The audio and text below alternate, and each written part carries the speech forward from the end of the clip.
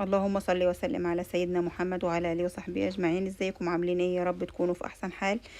النهارده هعمل معاكم السمك المقلي المقرمش بطريقه المحلات، واحسن مليون مره من طريقه المحلات.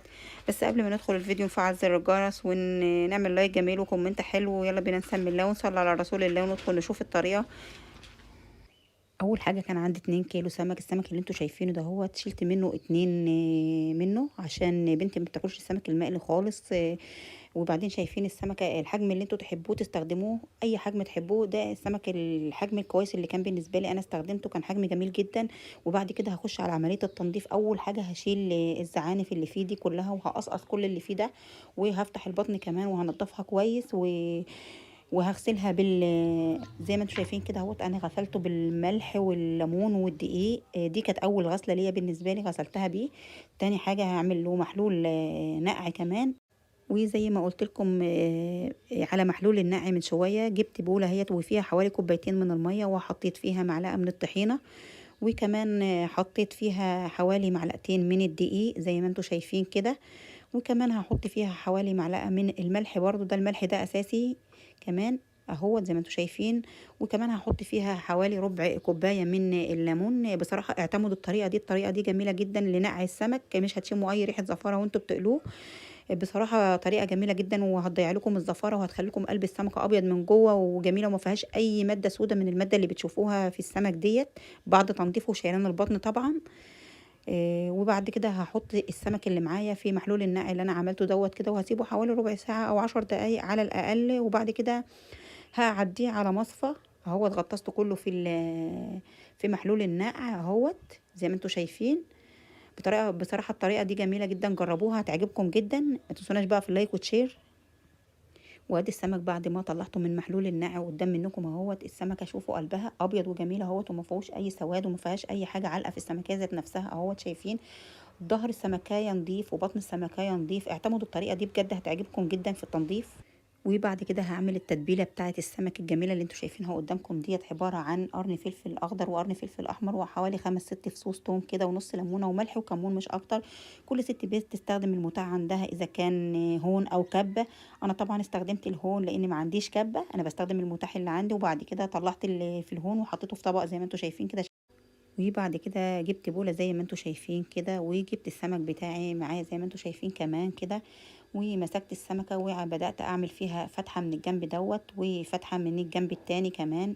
وجبت التتبيلة بتاعتي الجميلة، وبدأت أملى بقى كل الفتحات. أملى الأول من نص السمكة كده من قلبها اهوت، ووزعت كل التتبيلة جواها كويس قوي زي ما انتوا شايفين كده. وكمان هملى الفتحات اللي جوه ديت، وهغرق ظهر السمكة كمان واهوت. وبدأت أغرق ظهر السمكة كمان بالتتبيلة عشان كل لحم السمكة ياخد من التتبيلة ويبقى طعمها حلو كده، وتحسوا بطعم السمكة جميل وانتوا بتاكلوها اهوت. بدأت املاها كلها زي ما انتوا شايفين، وهحطها كده في البولة تاني اهوت. وكمان واحدة اهوت قدام منكم زي ما انتوا شايفين. بدأت برضو املى قلب السمكة زي ما انتوا شايفين كده اهوت، وهوزع كل التتبيلة كويس زي ما انتوا شايفين. الطريقة دي جميلة جدا، اعتمدوها اهوت. شوفوا التتبيلة شكلها جميل جدا، والسمكية شكلها نضيف وجميل وانا بتبلها اهوت. وهحط في الفتحة اللي انا فتحتها برضو اهوت زي ما انتوا شايفين كده اهو.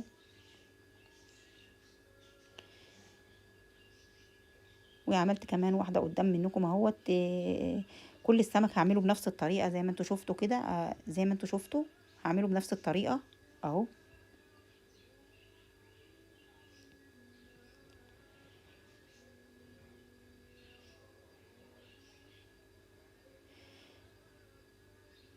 وبعد كده خلصت كل الكمية، وجبت ليمونة كمان وعصرتها على التتبيلة اللي انا عملتها، تتبيلة السمك كده. وهركن السمك بقى بتاعي على جنب حوالي 10 دقايق يتبل وياخد التتبيلة فيه. وعلى ما السمك بتاعنا ياخد في التتبيلة كده، نعمل رز الصيادية الجميل معاه. وتعالوا بقى نعمل رز الصيادية الجميل. معايا حلة على النار، هحط فيها حوالي كوباية من الزيت، وهحط كمان فيها حوالي بصلتين متقطعين صغير، هنزل على الزيت بيهم كده. وهبدأ اقلب فيهم شوية، وكمان هنزل عليها بحوالي رشة من الملح.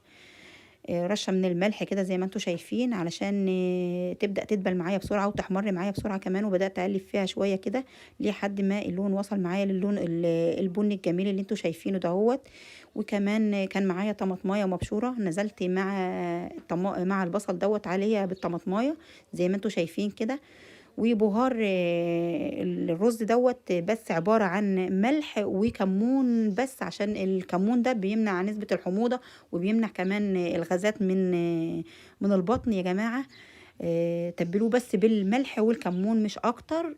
وبدأت اقلب كمان في البصلاية والتومة في البصلاية كده معايا زي ما انتوا شايفين. ولو حابين تحطوا فصين توم مش هيقول لا، بيبقى جميل برضو. وبدأت انزل عليه بالرز بتاعي زي ما انتوا شايفين اهوت. معايا حوالي كيلو من الرز نزلت بيه كله. وهديله كده تقلبتين كمان مع البصل والطماطميه اللي انا حطيتهم من شويه دولت كده لحد ما تتجانس كل المكونات دي مع بعضيها كده. وبدأت كمان بقى ألف فيه شوية اهوت زي ما انتوا شايفين لحد ما الرز يشرب المية اللي فيه كلها وينشف زي ما انتوا شايفين اهوت. وكان معايا مية مغلية، بدأت أنزل بالمية بكمية المية على الرز. وبدأت أنزل بكمية المية زي ما انتوا شايفين كده على الرز اهوت.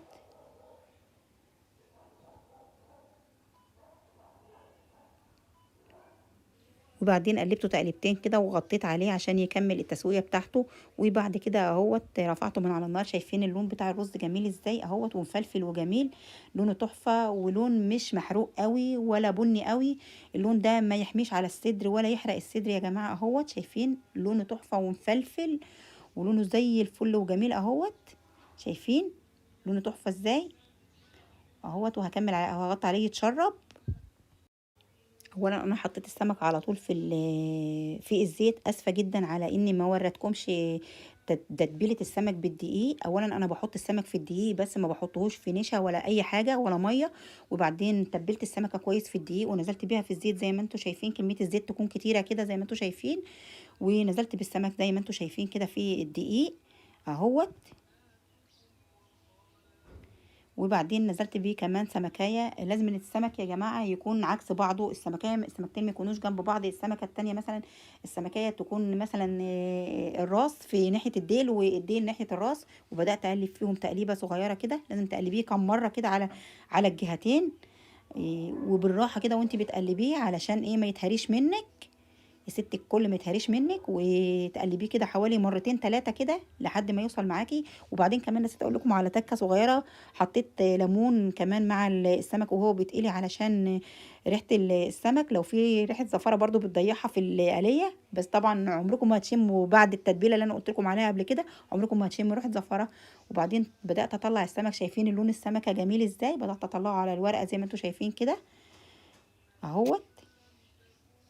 شايفين لونه جميل ازاي وباين كمان انه مقرمش قدامكم وناشف ناشف زي ما انتم شايفين اهوت يا جماعه. هكمل باقي الكميه وارجع لكم.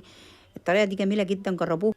وبعد كده قدمت السمك الجميل والاكل الجميل اللي انتوا شايفينه ده قدامكم بالطريقه اللي انتوا شايفينها ديت.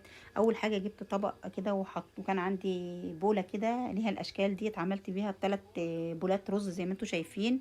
وكمان عملت طبق سلطه جميل زي ما انتوا شايفين. ورصيت السمك في الطبق زي ما انتوا شايفين كمان. يا رب اكون ضيفه خفيفه على قلوبكم. والفيديو يعجبكم ما تنسوش اللايك والشير والسبسكرايب.